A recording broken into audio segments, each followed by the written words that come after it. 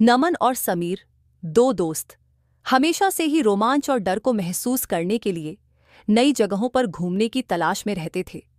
दोनों की दोस्ती बचपन से थी और वे हमेशा एक दूसरे को नई नई जगहों पर ले जाने का बहाना ढूंढते रहते थे। एक दिन उन्हें अपने गांव के बुजुर्गों से एक अजीब कहानी सुनने को मिली। ये कहानी एक पुराने गांव सन्नाटा गांव की थी, जो अब पूरी तरह से वीरान पड़ा था। बुजुर्गों के मुताबिक यह गांव भूत प्रेतों से भरा हुआ था और जो भी इस गांव में कदम रखता वह कभी बाहर नहीं लौटता। इस रहस्य से जिज्ञासु होकर नमन और समीर ने तय किया कि वे इस गांव की सच्चाई जानेंगे, चाहे जो हो। एक रात जब आसमान में चांद का कोई नामो निशान नहीं था, वे दोनों पैदल ही इस भूतिया गांव की ओर चल पड़े। चारों ओर घना जंगल था और रास्ता बहुत ही सुनसान।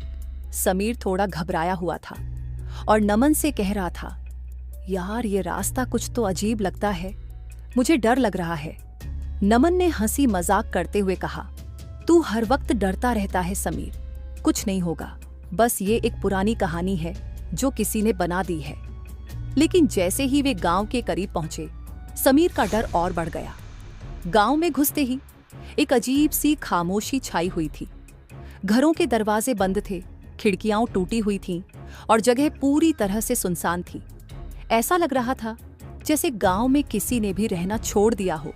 समीर डरते हुए बोला, नमन, मुझे यह जगह बहुत अजीब लग रही है, यहाँ कुछ तो गड़बड़ है। नमन ने भी अब महसूस किया कि कुछ तो अलग था, लेकिन उसने हिम्मत जुटाते हुए कहा, समीर, हमें डरने की जरूरत नहीं है, हम बस यहाँ की सच्चाई जानने आए हैं, चल। वे दोनों धीरे धीरे गांव में घुसने लगे। जैसे ही वे आगे बढ़े, हवा में एक अजीब सी ठंडक और घनी खामोशी महसूस होने लगी।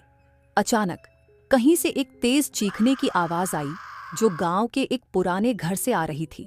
समीर कांपते हुए बोला, क्या था वह? वह आवाज कितनी भयंकर थी। नमन ने कहा, तू डर मत, वह बस कोई जानवर होगा शायद, हमें और आगे बढ़ना चाहिए। अब वे एक पुराने खंडहर जैसे घर के पास पहुंचे और जैसे ही वे उसके अंदर गए, वहां का माहौल और भी डरावना हो गया। घर की दीवारों पर खून के धब्बे थे, फर्श पर पुराने जूते और बिखरे हुए सामान पड़े थे। एक अजीब सी गंध हवा में फैल रही थी। समीर ने घबराकर कहा, नमन, हमें यहां से निकल जाना चाहिए, ये जगह बिल्कुल भूतिया लग रही है।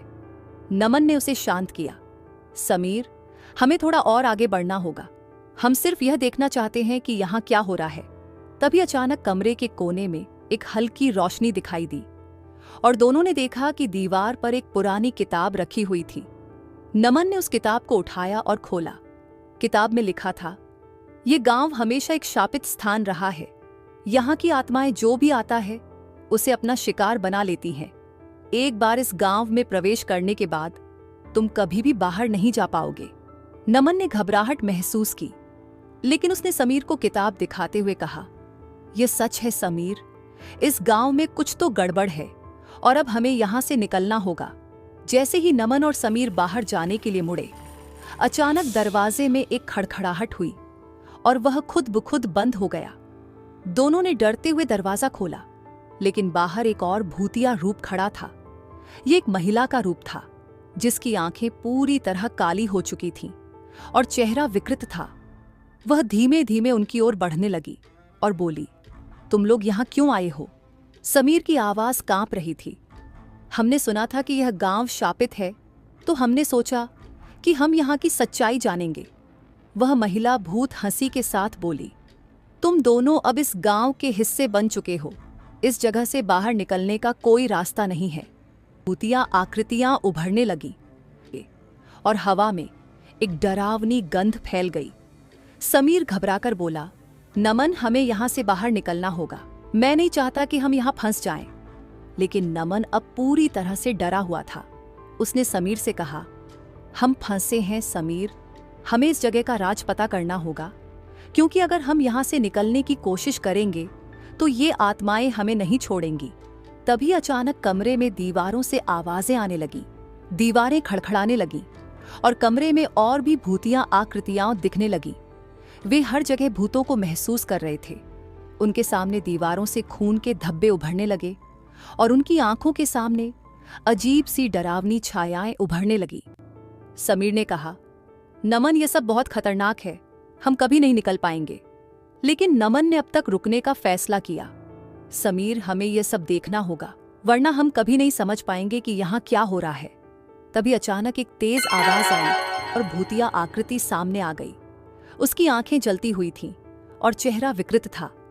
वह धीरे धीरे उनकी ओर बढ़ने लगी और बोली, तुम दोनों यहाँ हमेशा के लिए रहोगे, अब तुम कभी बाहर नहीं जा सकोगे। नमन और समीर अब पूरी तरह से घबराए हुए थे। वे समझ गए थे कि यह गांव सचमुच शापित था और अब वे यहां से कभी बाहर नहीं जा सकेंगे। अचानक पूरा वातावरण और भी खौफनाक हो गया। भूतों की आकृतियां चारों ओर घेरने लगी। अब नमन और समीर को यह साफ समझ में आ चुका था कि यह गांव सिर्फ एक भूतिया जगह नहीं थी, बल्कि एक ऐसा स्थान था जहां आत्माएं हमेशा के लिए बंधी हुई थीं। वे दोनों अब इस गांव में फंस चुके थे और इस भूतिया गांव का रहस्य सुलझाए बिना वे कभी भी बाहर नहीं निकल पाएंगे।